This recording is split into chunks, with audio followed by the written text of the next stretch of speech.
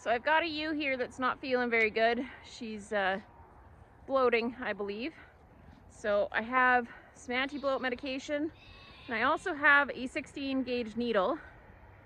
And what I'm gonna do with that, and going to say I am not a vet, and this is just coming as a recommendation from a farmer that has done this a couple times on cattle, sheep, you know, saved several hundred animals probably. Well, maybe not that many, but saved lots of animals with this method. So what we want to do with this needle is put it in the bloated part on top of her left hand side, and that will help relieve some air so her rumen can work and she can start burping out some gases.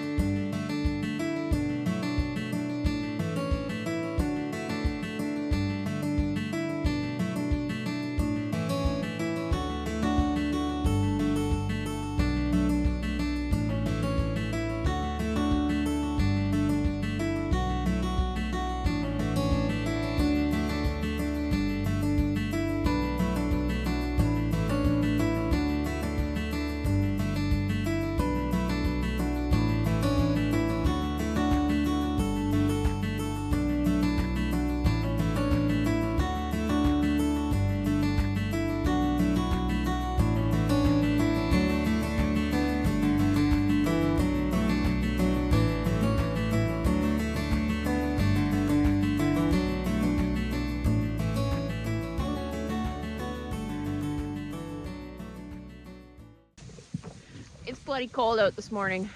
This wind is just atrocious. So I'm feeding the mamas in the bunk lines, and then I'm gonna feed the babies inside the shed just to get them out of this wind. It's freaking cold. That mama's still in here. She's still not feeling good. Give her another treatment this morning. But put this core in here so they're out of the wind. Once the other babies realize there's feed in here, they'll come running over too. But man, what a miserable day. They're looking good though, even though it's cold. So it appears the ewe that I was treating didn't make it. So I'm gonna take, that's her lamb. There's another lamb on the other side of her there. I'm gonna take them and put them in the bottle lamb pen. Too cold for them to stay outside with no mom with no milk. So now I get the fun of catching them and carrying them in. Woohoo! It's unfortunate. Just can't save them all. Sheep always try and die. That's what they try and do all the time, is just die. But I tried my hardest and treated her, well, 4 or 5 days now. So when you have livestock, you have dead stock. I just really thought that I was making some progress on her. But her lambs are quite big, so hopefully they'll be okay. The one on the other side of her's a little bit smaller, but hopefully they can adjust and maybe even jump on that milk machine. I'll just have to watch that they don't pig out on the milk machine. So brought the lambs into the bottle lamb area here. Hey, down. And the one looks like heck, just looks terrible. But the other one is pretty good. She's got some good weight to her, but even just this one today, I felt her this morning and she's lost weight even today. So obviously her mom hadn't been gone for very long, but just shows how quick this cold can hurt these lambs. She probably lost 6 or 7 pounds just today, which I know seems like a lot because it is a lot. And people are probably going to think I'm crazy for saying that, but she lost a lot of weight today. So I'll have to watch. I'll sleep out here tonight and probably, get down, probably put them in a pen so they don't have access to the nanny nipples, and just slowly get them on to the milk replacer, because I'm kind of worried about this one maybe not having a little bit of coccidiosis going on.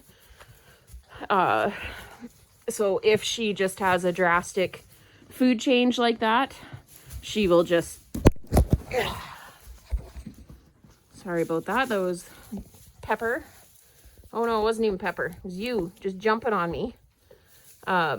yeah, so if she has just a drastic food change all of a sudden, going from mom's milk to milk replacer, she will be sudden death. So we don't want that. It sucks that we've lost her mom.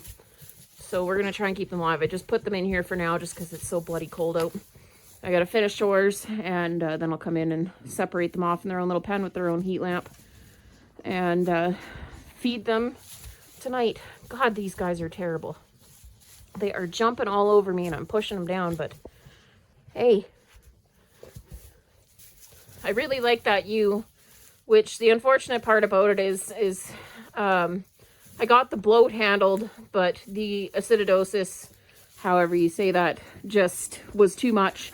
The grain overload, which all it was that when I moved that creep area, oh, now she's gonna try and figure it out on her own. But when I moved that creep area, there was the leftovers from the lambs, just the dust and stuff from underneath, and it was enough to set it off. I didn't think there was gonna be a problem with it, but I guess there was. And yeah, we lost a good ewe about it. Her sister actually did a very similar thing. She just bloated though. Oh gosh, about 3 or 4 years ago, I guess it was. Yeah, the same thing had happened. She bloated. I treated that, got her feeling better. We had a cold snap and her body just gave out on her. So exactly what happened here. And so I think there is a genetic component to it. Flopsy, their mother as well, these lambs' grandmother, has bloated on me too. So it is definitely genetic, which sucks because I do have quite a few of them in the flock and they are really nice ewes. They produce nice lambs, but they're just, yeah, that sucks. In case you're wondering why I'm moving so much while I'm trying to film, yeah, of course, I turn the camera around and they bloody disappear. I have lambs jumping all over the back of me while I'm trying to dock here. Freaking little turds. Now they're gonna jump on the front just because the camera's pointed back there. See? Jumping on me. Oh, now we're gonna paw at my back. What are you doing back there? It's like those shorts with Hammy and Olivia where they do selfies with the corgis. We should do a selfie with the lamb. Oh my God, you guys. What is the problem? Why do we need so much attention tonight? I better get out and get the rest of chores finished though. I'll come in and deal with these guys after I get everything fed outside. It is so bloody cold, but at least the wind has gone down. I think we're still at a minus 37 wind chill, but it is not pleasant. Everything just goes wrong when it's cold. Apparently I got a water leak over here. I have this plugged into a heat tape, but maybe my heat tape stopped working. Ridiculous. Yeah, this is Flopsy, this one that died's mom. She's bloated on me before too. But yeah, that's 2 daughters of her now that have bloated or had some sort of overload and not made it. So I think I'm just going to stop keeping any lambs off her, which this is her boy this year. So won't have to worry about it this year. The ram lambs are happy to be inside. I got some little gusts of energy in here. Like when I walked in, they were really running around. Of course, they're sidetracked now. They're getting big. Need to do weights on them still. But I think I've got a couple of them that are probably pretty close to 90 pounds or maybe even over. Like Monster being one of them. Monster is the bottle lamb from the last group, and Munchkin as well. So it just shows how much they've grown. Hey boys, you feeling good tonight? Are we feeling good? Yeah, you're feeling good? How good are you feeling?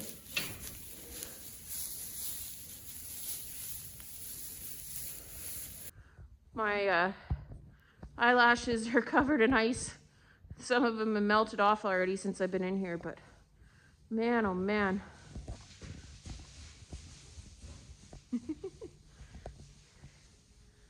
Bunch of goofballs. Give them their grain. I'll be happy for that.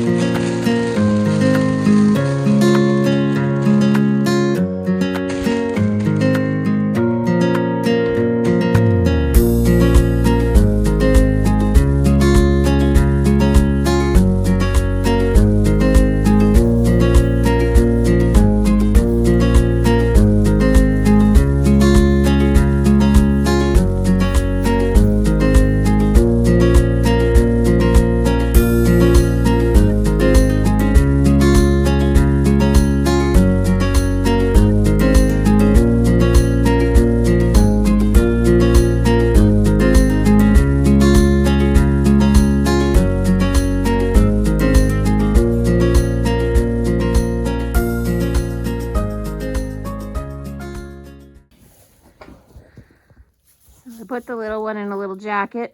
She's underneath her light. The bigger one drank about 120 mils. Didn't want to overload with milk replacer. Just didn't want to cause the guts to be upset. And the little one had about 50. So we'll see how they are in a couple hours here and try and feed them again. I just don't want to overload their little bellies. But that little one's quite cold. So hopefully the big one will just lay down with her. She's got her little coat on. She's quite happy. But she's still cold. But yeah, so hopefully she will be fine. It's really sad when this all happens. Just want to clarify that this was not necessarily a bloat. She was bloated at first, but this was what's called acidosis. And basically, it can be caused by grain overload. It can be caused by several different things. I think genetics play a little bit of a part in this too. But yeah, basically her rumen and her stomach stopped working. So ultimately it was the cold that killed her, only because the rumen stopped working and didn't allow her to stay warm. Sheep stay warm because their rumen works, and the wool just kind of helps a little bit. But for the most part, the sheep stays warm because of the rumen and the digestion that happens there, which is why you have to feed them very well and everything that way. So yeah, it's really sad that her rumen stopped working, and now I've got 2 orphan lambs and lost a ewe. But yeah, it is what it is. You can't change it. I tried my best. I treated her for at least 4 days. It might have even been 5 days, and trying to make her feel better, and we were starting to make progress, but because that rumen wasn't working, it just, yeah, wasn't able to. So anyway, thanks for watching, and hopefully I have better news in the next video.